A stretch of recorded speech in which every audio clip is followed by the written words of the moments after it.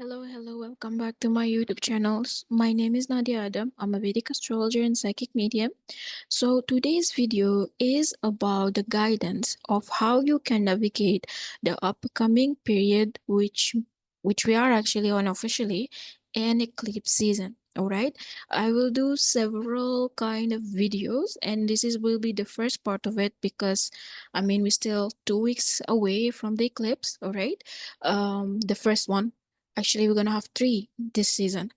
Um, you can take it as an advice, and so you know what to expect and how you can navigate yourself and what you can do and how you can actually compare it with your own chart.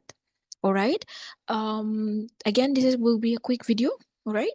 Take only what resonate and leave what doesn't. If it's not applicable with you, maybe it will be applicable to other people that surrounding you. So at least you will know how you can deal with them. All right. As usual, I will divide my explanation into several parts, and the timestamp will be in description box along with my personal details. Okay. Okay. So first of all, this is kind of Virgo season. Okay. The eclipse here will happen eclipse will happen here in the Virgo axis. Since the March, we already had it in the Pisces. All right. We're gonna have actually three in total during this period. Let me just do it like this.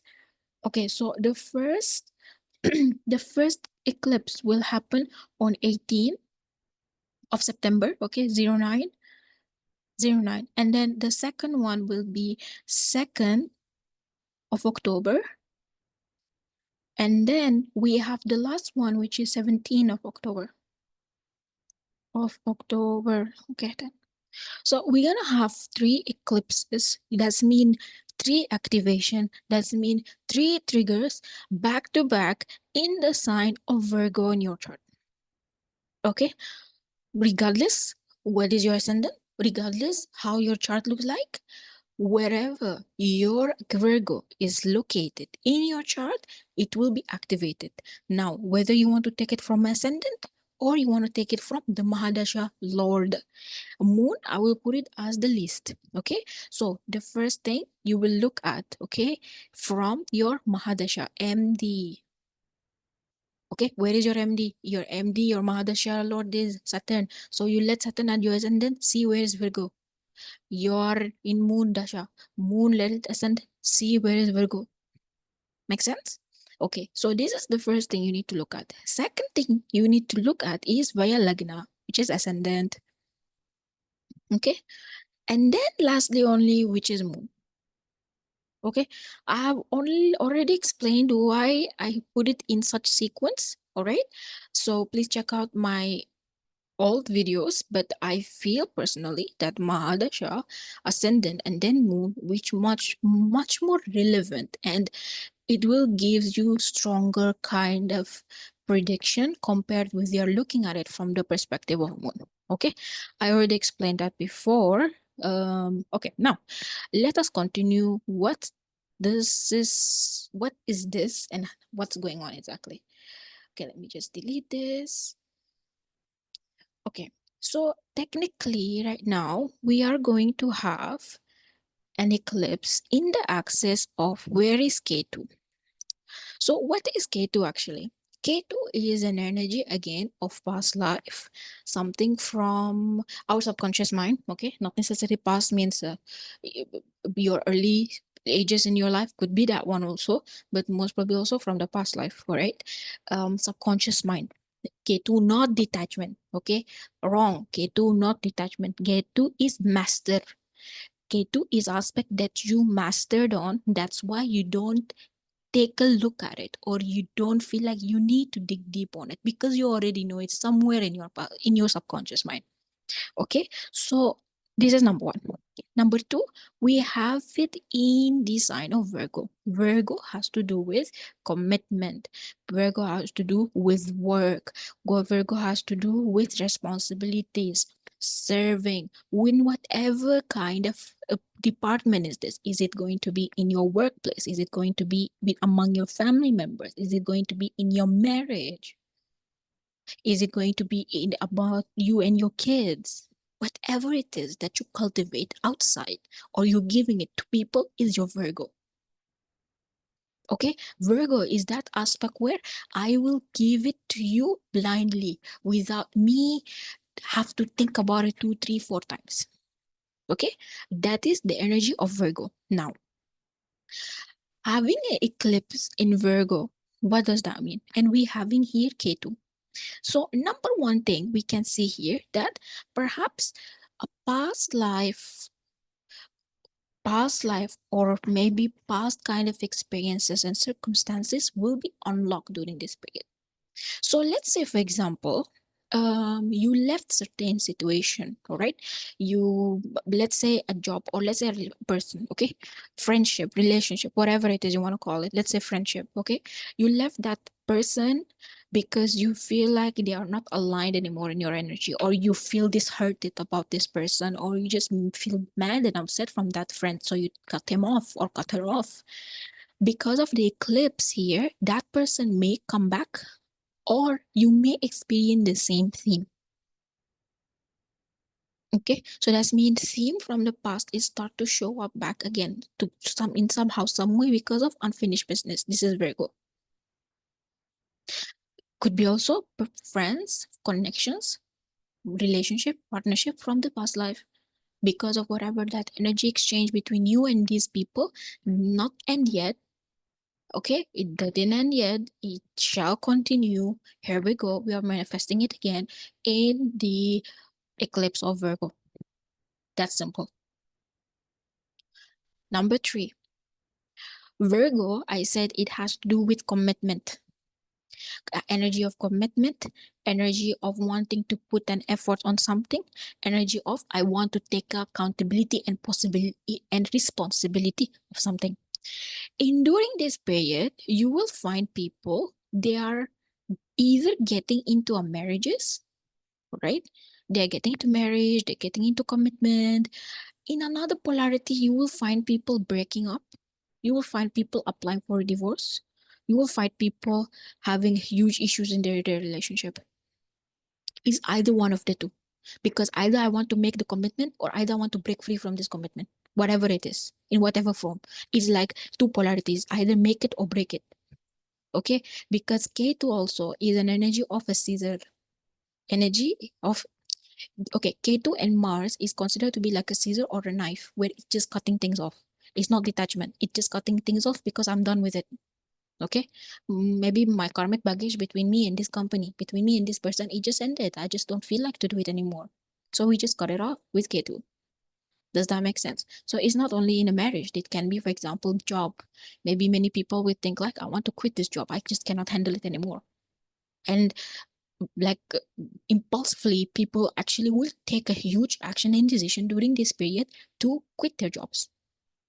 People will take aggressive action and decision during this period, for example, to get out of an investment, or maybe pull out their investment. So actually this time, the economy, if we talk about like economy, money wise, business wise, this is can be quite critical. Okay, because Mercury during this whatever eclipse thing going on in next 2 months is not going to be in the strongest position either way. Okay, so people will pulling back their money, and some other people, they will aggressively investing into things. So there will be like a shuffling, I would say, in the dynamic of commitment, responsibility, and giving something and taking away of something. Okay, even for example, your family member, they will start to count on you. Oh, you didn't do this for me, you didn't do that for me. Or you will count on them, you didn't do this, you didn't do that, so that's why I will cut this off, or that's why I'm not going to come and see you anymore, that's why da, da, da, da, da. So there is an energy again of cutting off something, energy of wanting to commit also. Let's say two people, they've been separated for a very long time, somehow, some way, because of this, except they united back and they just suddenly decided to get married. Okay, whatever that theme, whatever that cutting, whatever that commitment, okay, not only cutting, commitment, unionship, that's gonna happen. It will give you a full circle when we are reaching Rahu eclipse, which again gonna be on March and April of next year, 2025, where we're gonna close that axis of Virgo and Pisces season. Okay, so and when we reach to this point, of Pisces, we're gonna have that deep mental, emotional realization, mental and emotional, how can I say, satisfaction of whatever decision and action that we took during this Virgo eclipse.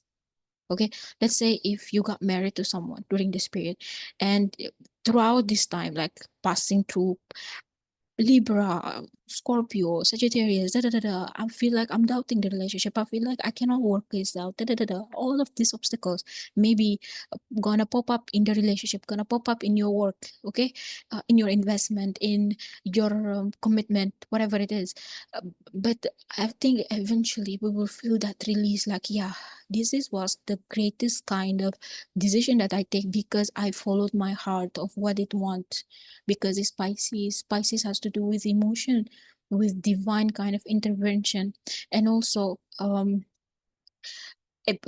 emotion, divine intervention, and also like an ending or full the cycle, or like completing the cycle, sorry, completing cycle of something, but completing it in the good way, that yes, I have done whatever I can in order for me to sustain this. So that's mean, even let's say for example during this eclipse, you're pushing yourself to to to not break the relationship or to commit to someone by force. Okay, although deep down you may not feel like you want to do it, but you forcing yourself to do it. Perhaps when that last eclipse gonna hit, you will regret it, and at the end of the day you will just align back to where you're supposed to be.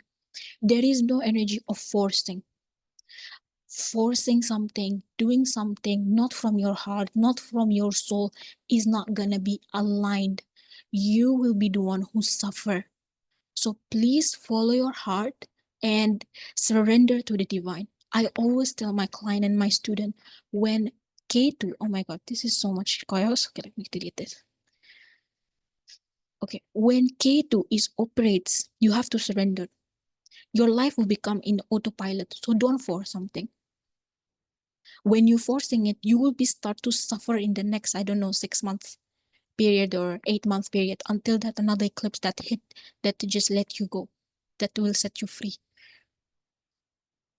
Okay, so if you feel like this relationship, I really don't want it anymore, then I think you have a right to just move on without even required for you to explain, because most probably you already explained, you already gave full of it. If you feel like you want to quit this job, maybe perhaps you need to quit this job. You never know what type of opportunity and chances that's going to open up for you from this decision that you're going to take during the eclipse. Okay, if you holding yourself, if you hold in that commitment, if you hold in that job, if you hold in that investment on that person in your life, and you know deep down I need to let them go, you will suffer in the next few months. You're not gonna, it's not gonna last. Always remember, this eclipse is happening in Dushtana's axis. This is not going to be an easy one. This is very much different from any other eclipse that happened before. Other eclipse, it was fine. Like last year was what we have here. We have Leo, Aquarius, great. And then Cancer, whatever, Cancer, what they call it, Capricorn, and then we have Aries, Libra, whatever it is. It was easy. It was very easy kind of thing, because it's not in natural sign of Dushtana, but because it's naturally heavy, like enemy or like evil houses, or aka evil sign, whatever that action that you're gonna take, I know it takes full faith in your heart. So please believe on yourself, believe in your intuition, and you go ahead with it. Okay, I'm not gonna say this is an easy one. We all, literally, we all gonna feel that heaviness, sorrow, that emotional and mental turbulence in life become very high wire. It's literally your life gonna be like in autopilot. So don't force it to go into certain direction. Always remember Ketu. Ketu as if it's an energy of God, something from a past. You cannot control it. It's something from your karma. You have to go through it. You have to face it. You have to meet this person. It just destined. It's just a destined. Okay. So that's the thing about the eclipse. Now, last thing before I leave, the people who gonna feel it the most, obviously, if you have a strong Pisces energy, Virgo energy, if you are going through Rahu Dasha, Ketu Antradasha, if you are going through Mahadasha of Moon, Mahadasha of Sun, you will definitely feel this the most. Or if you are going through Rahu Ketu return. Okay, Rahu Ketu return does mean there will be certain generation that they are actually going through Rahu Ketu return right now. Okay, that's mean your Rahu either in Pisces or in Virgo or vice versa. Okay, your Ketu is in Pisces or Virgo. Okay, so that's it for today. Thank you so much for listening. Thank you for your time. Wishing you to have a wonderful and beautiful week. Stay good and be good. And we shall meet soon. Thank you. Bye.